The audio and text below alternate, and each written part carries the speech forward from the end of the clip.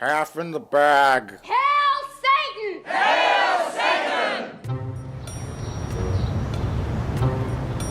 Well, Jay, the year's almost over. Mike, it's October.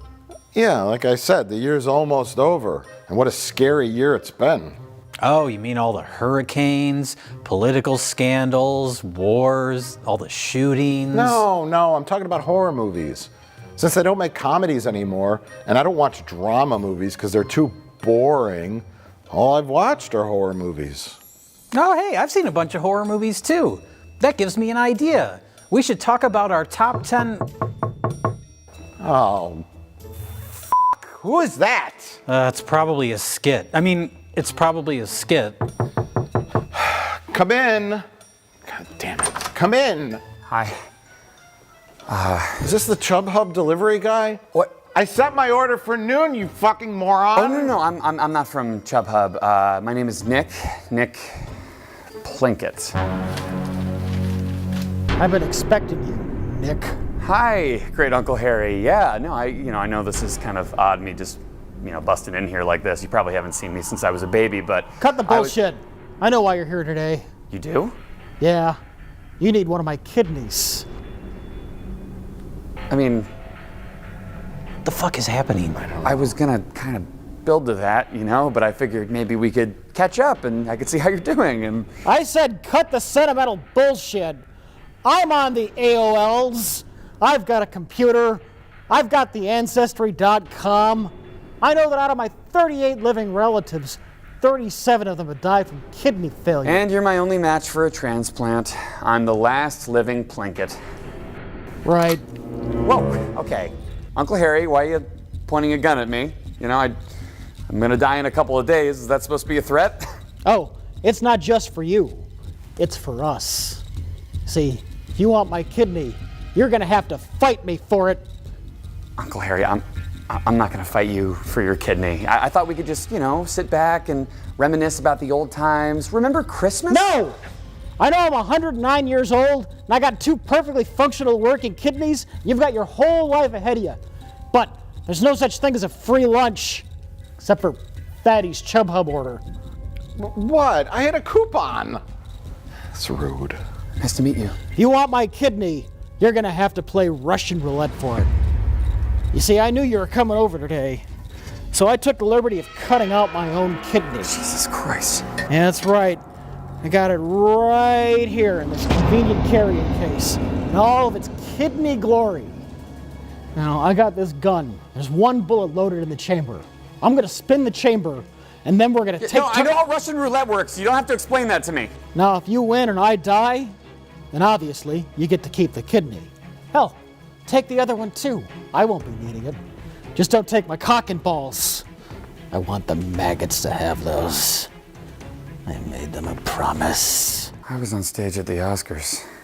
How did I get here? Now, if I win and you die, then you just die a few days sooner than expected. No big loss.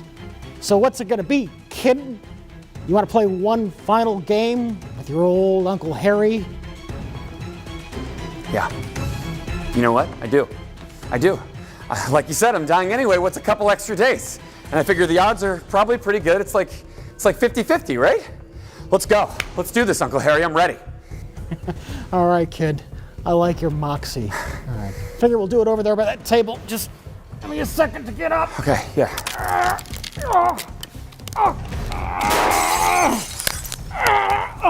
Okay. Oh God, this really hurts after that self-inflicted kidney surgery. Oh.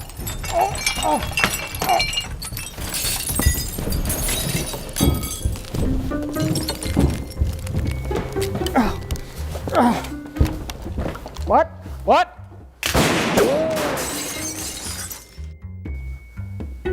Joke's on him.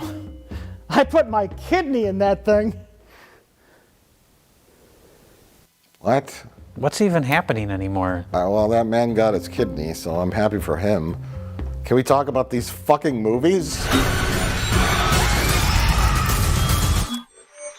Would you like to see what I look like? I'm giving you the chance to be of great use in our quest for preservation.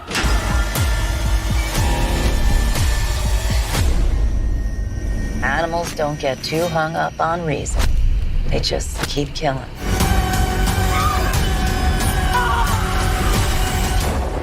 It's a really special place. This is not real.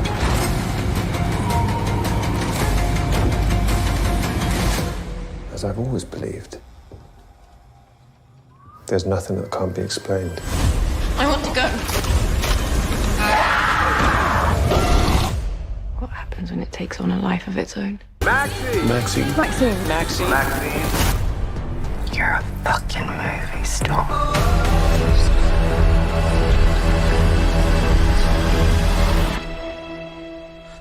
You don't have to be afraid.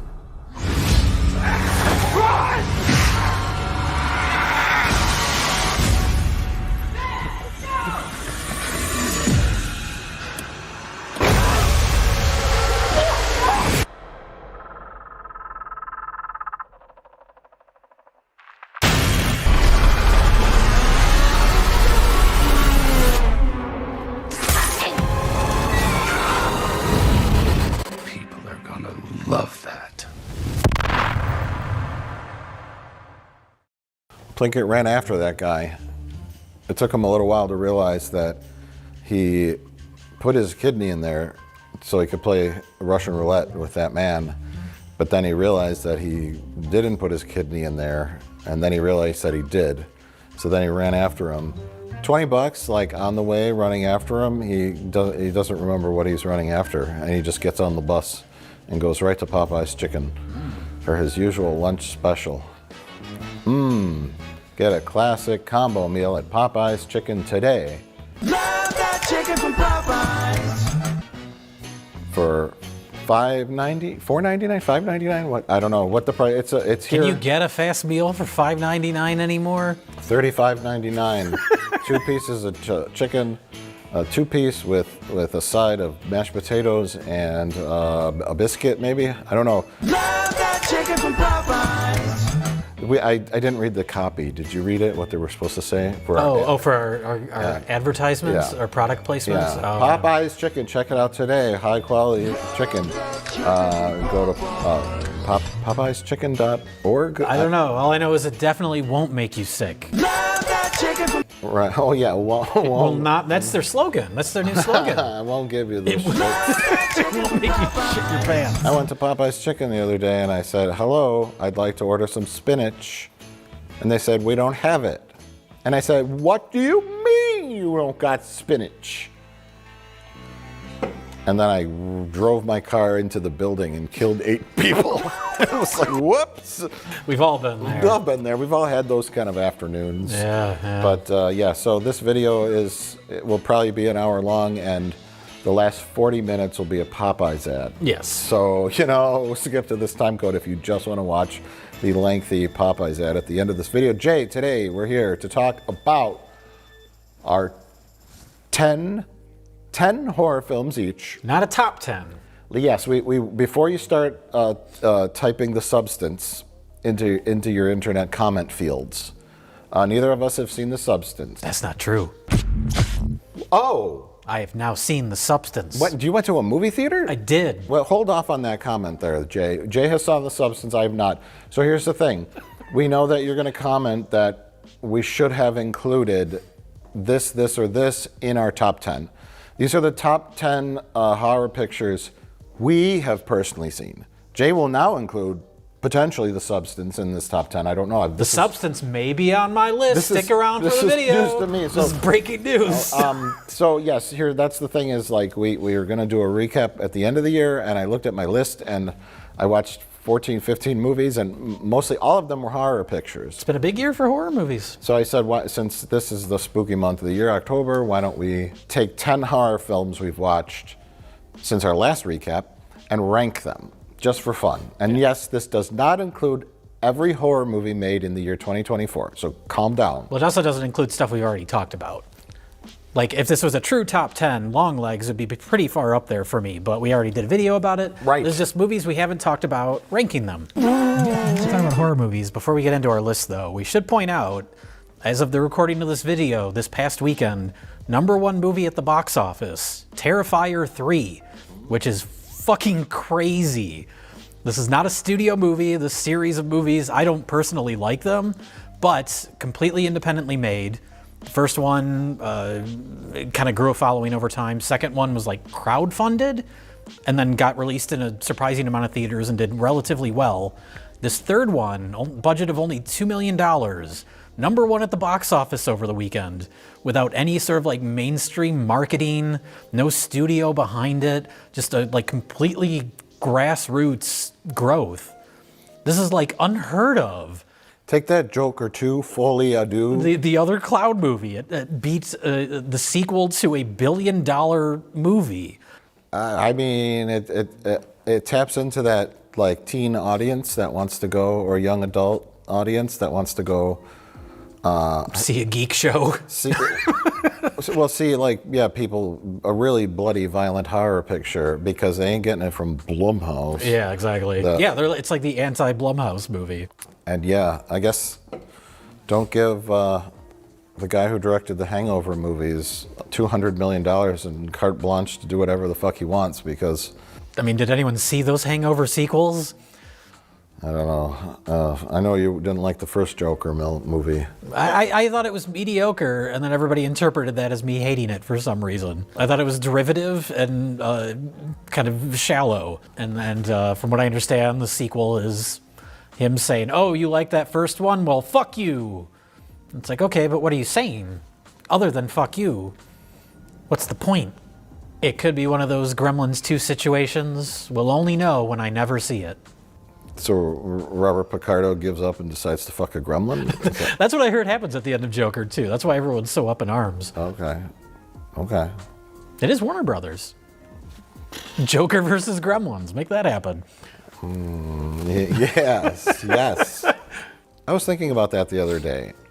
This is my new prediction for the future. After, like, I don't know, comic book movies just burn out, epic crossover films. Oh, sure. Because, like you mentioned, Joker versus Gremlins.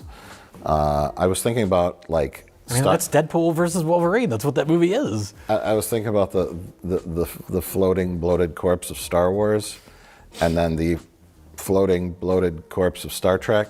Ooh. And I was like, ooh, Star Wars versus Star Trek. Like, just... You make a movie of that, it'll make $1 billion, and then they'll rush out a sequel and no one will see it. Mm-hmm. That's one of those one-time only things. But can you imagine, like, that kind of, just that trailer, like a giant Star Destroyer, and then like this time rift opens up, or dimensional rift, and then the Enterprise D flies through it. And everybody claps. And everyone claps. Because they know both those things. And they know, and then, oh my God, that would be, we are the Borg, like 100 Borg cubes are flying at the Death Star. Mm-hmm. And just imagine the endless possibilities that could occur with crossover films. Because the studios will get desperate for like those big, like tentpole, giant pizza pie movies that just everyone goes to see because they're just burning out all their properties. And it's all the work for all the copyright lawyers. Becoming a copyright lawyer will be like the new profession. In the U.S., it'll go up by like 900,000%. We're here to sign. There's like 700 copyright lawyers. Joker versus Gremlins. I don't know how you deal with like aging actors and stuff like that, but that doesn't matter anymore. Just plug them into the AI bot. I guess AI, in the next like decade or so, it'll be like put Captain Picard and Riker and Worf and the whole crew on the Enterprise. And they team up with young Luke Skywalker. They travel back in time, and there he is, and everybody has a gigantic orgy on the Star Trek Enterprise. Mm-hmm. Will I see you again? Perhaps. Love that chicken from Popeyes.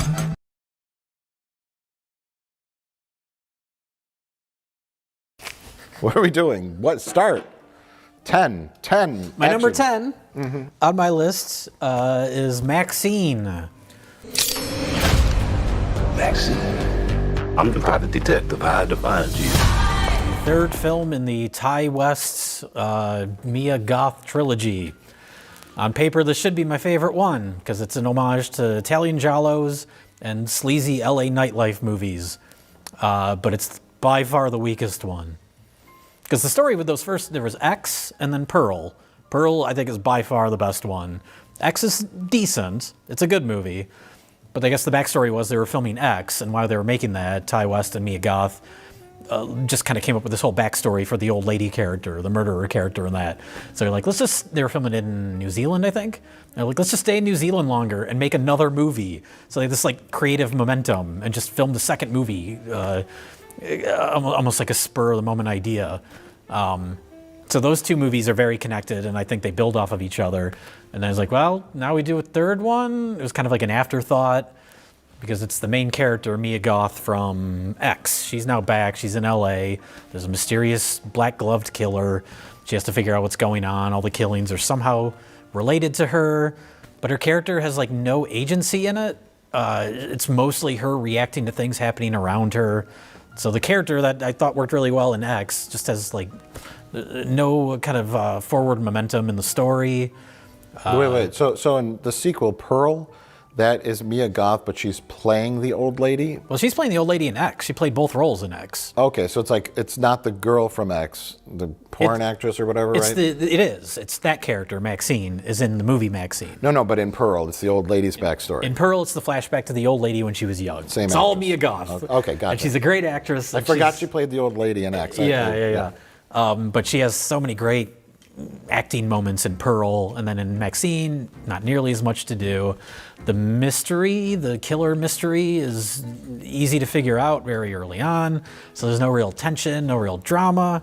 A couple flourishes of visual creativity that I liked, but by far the weakest and most boring of those three movies, unfortunately. I was really looking forward to it. I'm sad to hear that. Because I really like Mia Goth. Sorry for your loss. That's my number 10.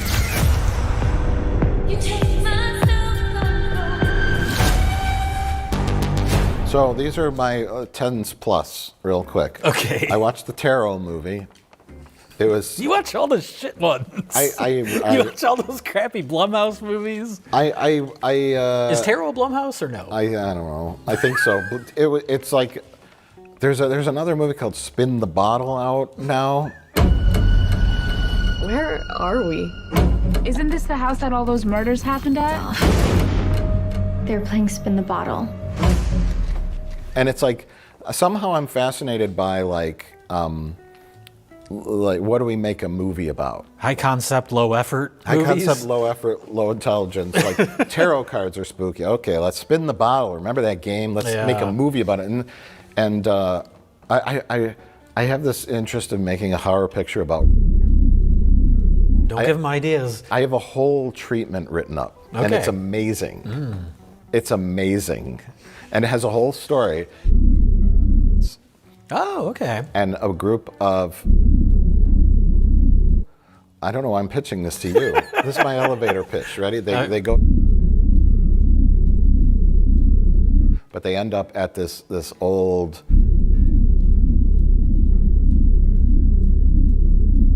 So anyways, movies like that kind of fascinate me. It's like, what are they going to do with this gimmick? But Tarot was like, it was like a competent but forgettable. The Strangers Chapter 1. No. Rennie Harlan, he's back. Yeah, it was a good-looking movie, but it was like pointless and unsatisfying and. Well, that's the ultimate, like we talk about like sequels to Halloween, how it's like Halloween is such a singular idea. That first Strangers movie is so simple and so straightforward. There's no reason to make more of them. Well, I put Apartment 2A on here. Oh, that's in your sub 10. Okay. Well, we'll talk about that because it's on my list. So we'll talk about that. Yeah, we'll talk about it when you talk about it. And then I watched the Afraid movie, the AI movie, with John Cho. Yeah. Oh, boy, was that bad. That was just awful. I don't even remember what happened at the end.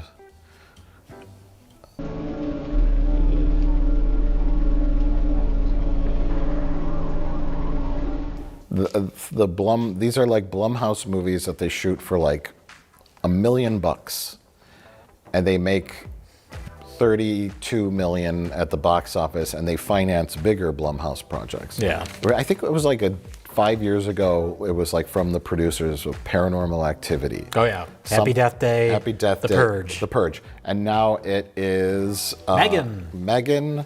something else, and something else. So they're more recent kind of hit movies. It's enough to see 3 titles, enough to register 3 hit titles in your brain and move on.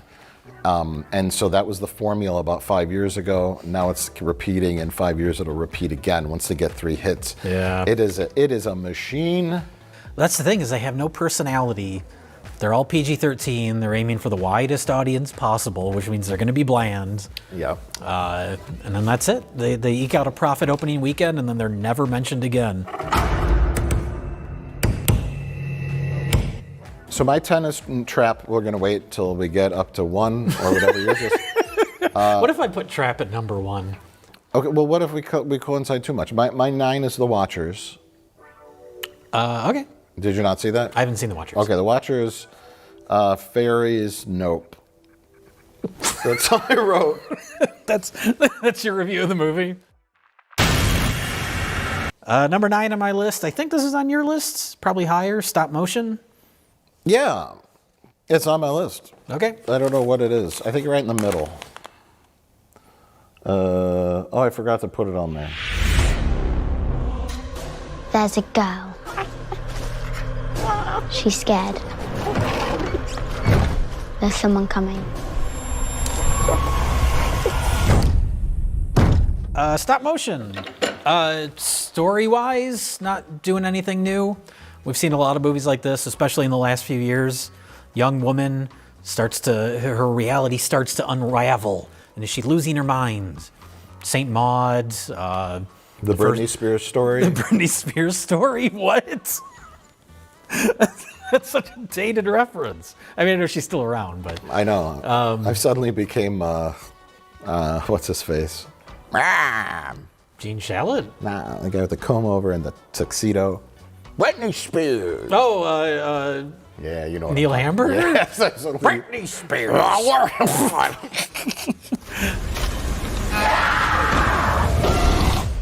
What happens when it takes on a life of its own?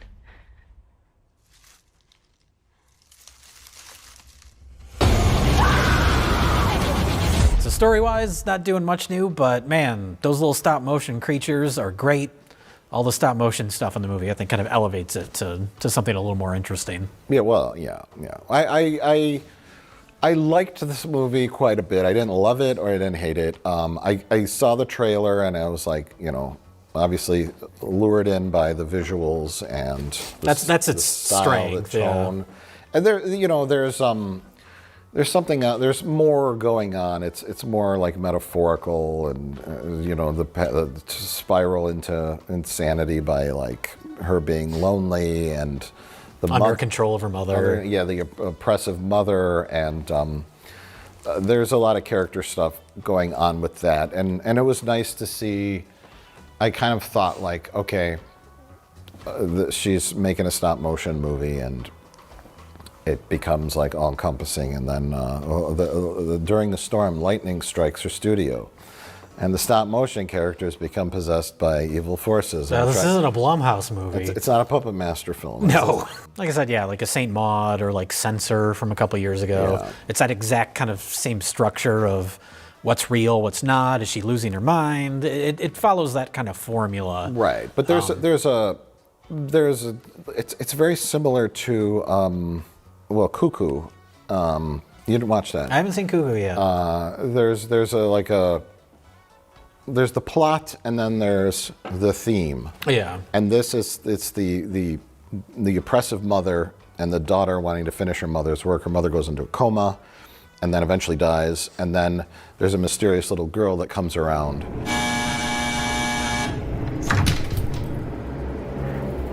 What's all that stuff? It's called stop motion animation. What do you think? It's a bit boring. It's not finished, and it's not boring. Make a new one. A new one. Yeah. And she rents like a abandoned apartment in like a abandoned building, basically. It's like no one barely lives in the building. So that she could have privacy and work on her thing. And a little girl comes around and starts telling her how to make the movie better.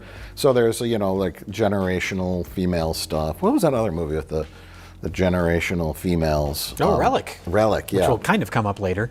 Metaphorical and less the monster is possessed by a demon and is trying to stab you as you're running down the hallway. Right. So I appreciate the artistic approach. And the visuals too, all those little meaty puppets making their little squishy noises. Yeah, it's very unsettling. And she pulls a piece of her muscle out of her leg to make the monsters, and then it just goes. So it's a Marilyn Manson video, music video come to life with the story. This is like a Tool video, right? Didn't they always have stop motion in their videos? Yes, there's a great stop motion Tool video. Yeah, I think the director of this, I think it was her first feature, but it directed lots of like stop motion shorts. And it's like, oh, God, it's clearly whoever made this, that's their background is in that stuff, because it's expertly done stop motion effects. It's a good, I mean this with all due respect, it's a good movie to put on at your Halloween party. That plays in the background that while everyone's drinking beer and talking, you can watch it and see creepy things. Yeah, she goes to a party at one point. She starts seeing like creepy puppet head, and then sees people with the puppet eyes on their faces, and good like music video type stuff. And I like when she works for the corporate-y puppet studio, and they're like, we need you to paint 6,000 eyeballs for this one shot. She's like, no, I'm an artist. I'm not working for it was like the equivalent of like Disney, like this is some kind of stop motion company. So lots of great scenes. That was a good movie. I like that. That's Solid. That's my number 9. Oh, I think that probably would have been more of a 7 or 8 for me. Okay. Even though it's not your 7 or 8. No, I just somehow not on your list. That was an error and omission. Okay. And or omission. E/O, as they say in the legal community. Corporate's going to come down on you for this oversight. It's an E&O issue there. It was an accident. Love that chicken from Popeyes.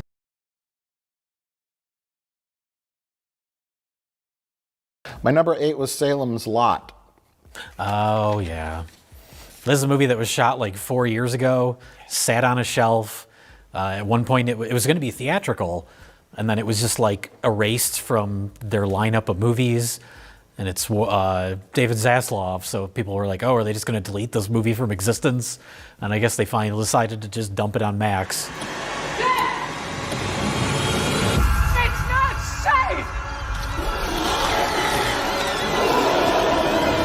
And has the guy who was in one of my favorite shows of the last couple of years called Outer Range, which was canceled. Oh. Is he the main guy in Salem's Lot? He is the main guy, yeah. Is he better on Outer Range? Not that he's bad in this, but his character is very bland. I mean, it's a classic example of taking a Stephen King book and whittling it down until all the details that make it interesting are just kind of gone.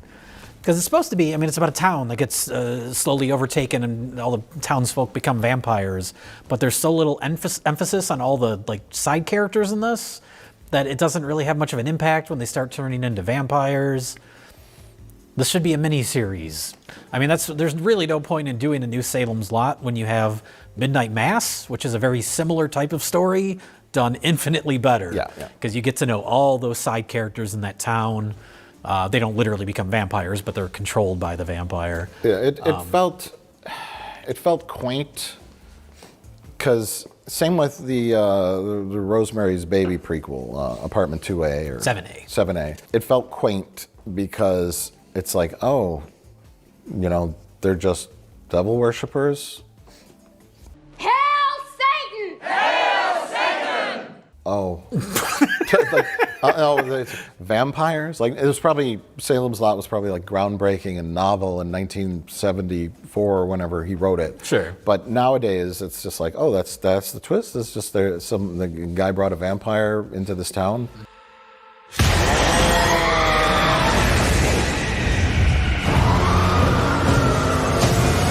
I know how it sounds. The idea that Mike Grierson is some kind of, Jesus, creature of the night.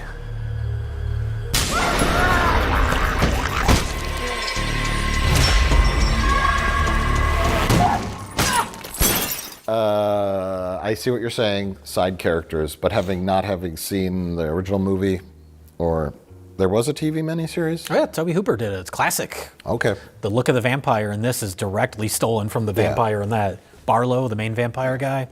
It's a little Nosferatu-esque. Oh yeah, in the original book, he's more like kind of eloquent, and he actually speaks. Oh, okay. And the original miniseries, they turned him into more of like a Nosferatu kind of growling monster, and so this new one just directly takes from that. Yeah, The but it scene with ends- the kid outside the window, floating outside, Yeah. that's directly taken from the Tobe Hooper movie. I think if that stuff was stolen from the old stuff, like I think that's what I liked about it. It felt very retro.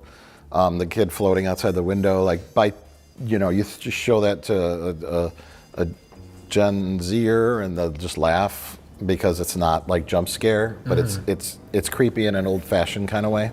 All of them sleeping in the trunks of cars was, I'm assuming, in the book or. The entire drive-in? third act is different than the original story, where they're at like the drive-in. Yeah. That's all different than the original. Is that concept in the book though? I don't think the drive-in's in the book at all. Or I like people the sleeping town, in trunks. the town sleeping in the trunks of their cars. It doesn't make any sense because they could just sleep inside their house with the windows Yeah, closed. I don't think any of that's I in thought the that original was neat story. because they knock down the sun sets behind the.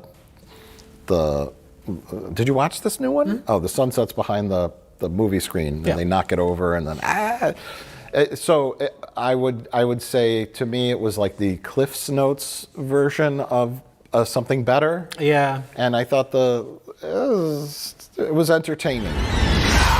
Sundown, you better take care if I find you've been creeping round my back stairs. Number 8 on my list is a Spanish movie called The Coffee Table. Have you heard of this film?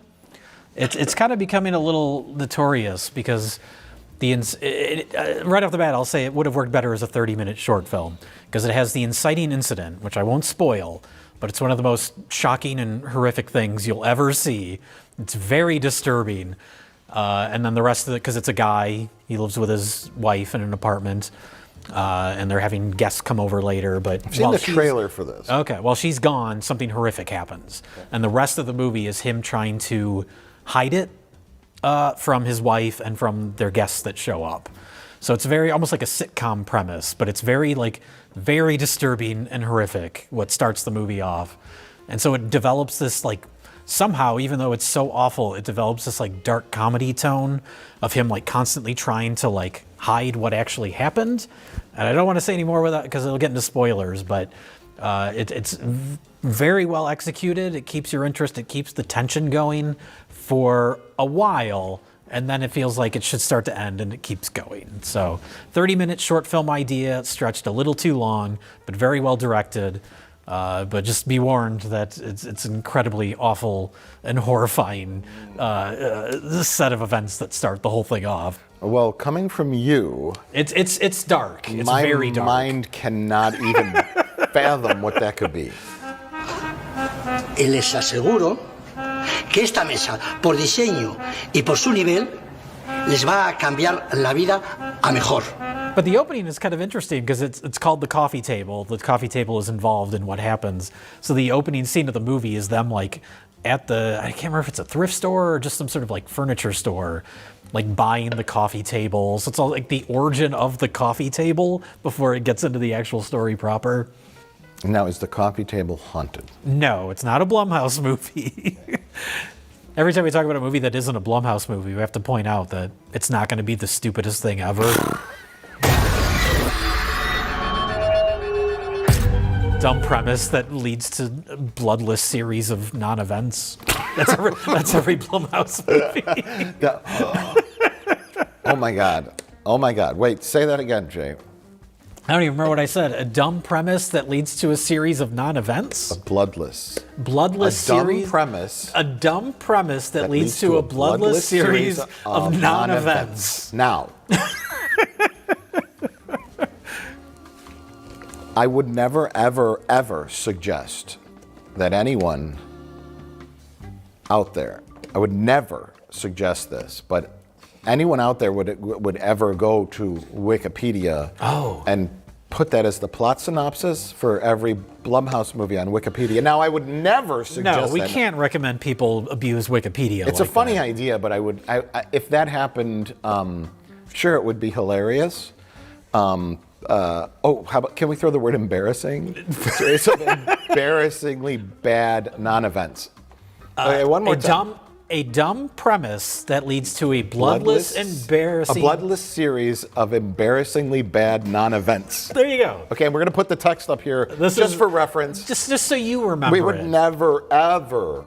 In fact, we actively suggest that you do not do this. Write update Wikipedia articles or even plot synopsises on IMDb.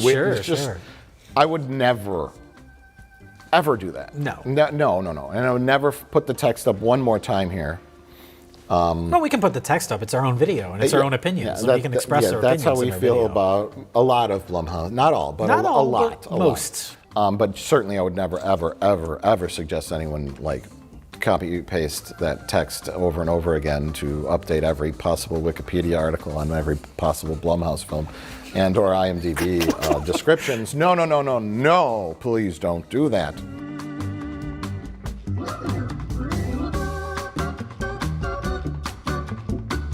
On a related note, I can't wait for Blumhouse to remake The Coffee Table. Mike, what's your number 7? I wonder if any of ours will line up. I don't know. My number 7 is In a Violent Nature. That's my number 7. Look at that! That wasn't planned. That wasn't planned. That wasn't planned. In a Violent Nature.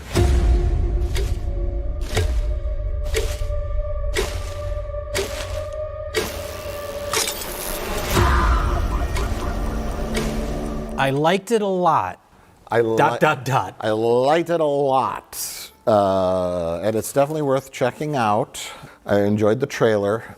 The film is shot in the 4:3 aspect ratio, retro style. And it says, what if the camera followed around Jason Voorhees? Yeah, it's basically a Essentially. Friday the 13th movie. Yeah, His name's is it like Billy or something? He's its own killer. They give him his own backstory, but it's basically Jason. Yeah, and what is it? An amulet is taken from a gravesite, and then there's like a 10-minute long sequence of him just coming out of the grave, like very unceremoniously. Yeah, it's a very, I think the trailer describes it as like an ambient horror movie, where you're more just kind of following him around. Because usually in a slasher movie, you have the great stalk and kill scenes, and then you have boring human character scenes. Here, you replace the boring human character scenes with just the monster walking around. Here's what he's doing in between kills. Yeah. Which is interesting, but then they give too much backstory to where you start to get invested in the idea that this will actually have a satisfying story on top of it. Because we kind of it breaks its own rules of following the monster. We get that campfire scene, and now all of a sudden we're not following the monster, and we have the camera spinning around as these characters give all the backstory and all the exposition about the history of the killer. And you're like, oh, is any of this going to come into play later? Anything they're talking about, his weaknesses, any of this going to have anything to do with anything? What do they say that's... I don't remember the details of it, but that's what I remember thinking. They establish like specific little details about the killer, and you're like, oh, this is going to tie in later, and then it never does. Yeah, see, I read that more as maybe less breaking format and more of kind of a playing on the cliche of that particular scene in movies. I would have liked it more if you have that campfire scene with the exposition, but you're still behind the killer, and you just catch like little bits of audio, little bits of dialogue about him, because it ultimately doesn't matter. So you want 100% POV. Just stay with the creature, yeah. Until it's hard to pull off that kind of. It is. They do a great job of it for most of the movie. That scene stuck out to me, and then it takes a very deliberate turn in the third act to following a different character. Right. And that would have had more of an impact if that was the first time that really happened, where we left the killer's, the camera following the killer. So let's break it up into chapters. Sure. Like Strange Darling, where you kind of focus on different events. You could do that. Yeah, I think from a production standpoint or a producer, marketing, whatever kind of standpoint, like having the entire film be just over the shoulder of POVs of the killer guy is interesting, but it would take a lot of skill to pull that off and keep it interesting and not lose most of your audience from like, are they ever going to show anything else? Because there are those people out there. Oh, yeah, I think as is, it's still got a lot of that. It's boring, you're just following the killer. I've seen a lot of comments like that, yeah. And I get that. I certainly understand, like, you have to be in the, because it's sort of hypnotic. You're just watching him. It's very, I don't know, abstract in a way, because it's not, and that's why when you introduce these story elements, they stand out more, because it's like, oh, okay, this must be kind of pointed and must be leaning towards something. So it's like either go all in on the gimmick or have a satisfying story. And it kind of ends up in the middle.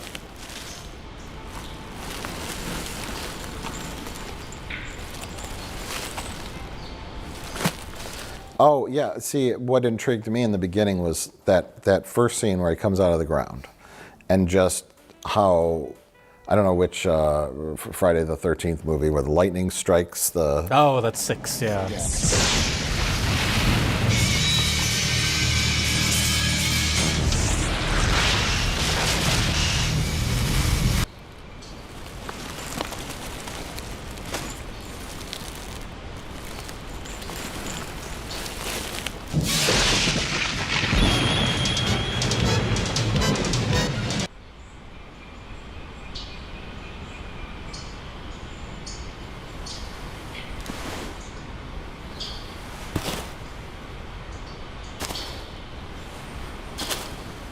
You know, over the top, and this is just like...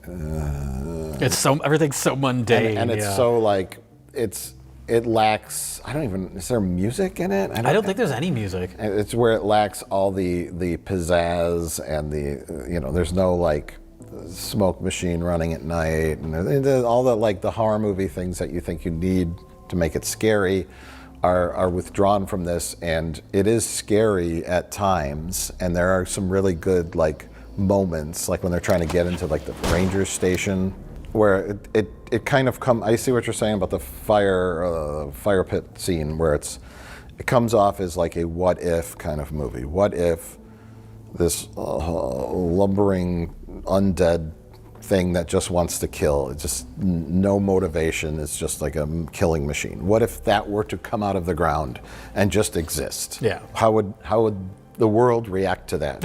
What would happen? And this follows that pretty accurately, except for when it breaks protocol a little to kind of invest you in a story that which you don't doesn't really quite exist. Yeah, it doesn't really matter. Yeah. None of these characters are really characters. We just get the final girl. The story is that she's horribly traumatized at the end. Mm-hmm. You know, like I don't remember the main character. I don't remember if she had an arc. All you remember is that guy, lumbering monster walking through the woods, and a couple of very, very inventive kill scenes. Yes. Yeah. That's what the movie is. So then, yeah, when you try and introduce these actual story elements, they stand out from what the movie feels like it's going for most of it. Right. Yeah. And then the ending I think was the nail in the coffin, final nail in the coffin, because it seems to build to something, and then the girl gets picked up by a lady driving, and she just starts talking. Yes. And she's talking about how her husband killed a bear? There's some sort of thing where, yeah, I think on a thematic level, they're trying to compare the mindless killing slasher to just a force of nature. Yeah. A wild animal that just operates on instinct only. But I feel like we're seeing that visually throughout the whole movie. Yeah. Where you don't need a long monologue at the end to drive it home. But it doesn't, that speech by the lady, I believe the movie just ends. Yeah. The girl looks out the window and we like get a shot of the forest, like, is it there, is it there? And then I interpret that as like, she sees this nightmare horror everywhere she looks. And then that just, it means she's traumatized by this. Mm-hmm. But the lady's 40-minute long dialogue scene is the monster, or she doesn't know about the killer, I don't think. She's just talking about a bear. Mm-hmm. But the purpose is that the monster is a force of nature. It is just out for a specific thing, like a bear is out for food. Right. Maybe to protect its young, I don't know, but a bear exists to kill for food and to protect. A bear will kill you if it thinks you're a threat. Yeah. Blah, blah, blah. That should have come to fruition in some way to where maybe this main character, and maybe this is cliched, I don't know, not artistic, but this is my brain. I think of things in terms of beginning, middle, ends, satisfying conclusions, satisfying arcs. I think of things in that term. I'm the annoying guy who writes studio notes, who doesn't know what the fuck he's talking about, who tells the artist, don't do that, do this studio thing. Now here's my studio note. She is sitting in the car. This lady talks about the grizzly bear for 25 minutes. Then the lady, I don't know, has a heart attack and falls out of her car and dies, crashes the car. They see the monster. Ah, what the fuck? Crashes the car. The lady flies through the window, is dead. We leave our main character there, the killer standing in the road. She's just been talked to about grizzly bears. Now, grizzly bears, like, if it's brown, lay down. If it's black, fight back. If it's white, you're fucked. You know, like polar bears? Like, sure, I've never heard this expression before. There's some sort of like rules with bears. Okay. I'm not an outdoorsman, but I know there's something like that. Okay. Where, based on the type of bear you encounter. So maybe she learns that lesson, you know? And she's just like, this lady just talked about grizzly bears for 2 hours. I have to apply this knowledge to the finale of the movie. Then there's also a joke. You don't have to be faster than the grizzly bear. You just have to be faster than your friend. Oh, sure. And so maybe the lady crashes the car and the old lady gets out and she's like, what? And there's the guy. So she just takes off running, and they're both running. And she, of course, outruns the old lady. And then the killer gets her. And it would have been a subtle nod to that funny expression. And you know, maybe some people would have picked up on it. But then she just keeps running while in the background he's just like hacking that old lady to death. 2 studio notes on how to finish the movie with a slightly better ending than just cut to credits after the old lady's talking. I think the other option is just to be even more vague than it was, because there are these like hints at a story that never come to fruition in the movie. So just have it be completely killer's POV. You just want to restructure the whole thing. I mean, keep the same structure, just don't switch focus at that third act where it starts to follow the girl. And also get rid of that campfire scene where we're completely outside of the killer's over his shoulder. Yeah, I agree with you, but I also see the danger in it becoming monotonous and running out of steam with the one-note concept, like just endless walking. Well, that's why I think this movie is more satisfying as an experience than it is as any sort of narrative. So it's like, just go all in with that then. But it's still, I mean, it's impressive that they hold it together as well as they do. It's an interesting kind of take on. I think I can agree with your perspective. The first 65% of the movie is your Jason in the Woods movie, right? Yeah. And he kills all the campers one after another, and then eventually, like, there's 10 minutes of him walking down a country road and coming towards a town, and then just going through that town, slashing, and then you see like cop cars, and they're just like endlessly shooting him, and then the movie ends with him like he kind of wakes up and he looks up and there's like, I don't know, some new characters we've never seen before, and they're like, you've got to do the ritual, Brian. Is the ritual gonna work? I don't know, but it's all we got because I found this book in my grandpa's attic. And then he just goes, what? Like, you know, some kind of plot thing that happened off camera. Oh, sure, yeah. Where they developed some kind of way to de-Jason him back to where he came from. And we haven't heard this before because we've been following the killer. We don't know what, and then he starts reading like in Latin out of a book, and there's like lightning going on, and then the killer's like, and his vision starts getting blurry because the curse is working, and then the movie ends with just like dirt, like covering the camera, and then it just goes to black. There you go. So you go from the beginning to the end. And then your third act is just a fun sequence where he's just like slaughtering everyone in the town. He like busts into a church. There's like a wedding happening. Cops are shooting because you try the guns. The guns never work because they just hit them. Mm-hmm. And then the whole sequence of events leading up to all the elements that would make up a Friday the 13th plot. But it happens all off camera because he's the killer and he's not aware of it. Right. So yeah, this is one of those movies where you just want to like kind of fix it, or at least throw your horribly annoying studio notes at the director who just disregards it and says, "I have my own vision." And you think, okay, go for your own vision. And it is a unique vision. And that goes along with some of the other things we've talked about, the movies that feel like unique and singular. This falls into the movie you play at a Halloween party, where you don't want to, assemble a group of friends to sit down and watch it. Where you got to pay attention to the plot. Yeah. It's just on in the background, on your projector screen, in your backyard, where your fire pit's going, everyone's drinking pumpkin beer, and a Violent Nature's playing, and that's it.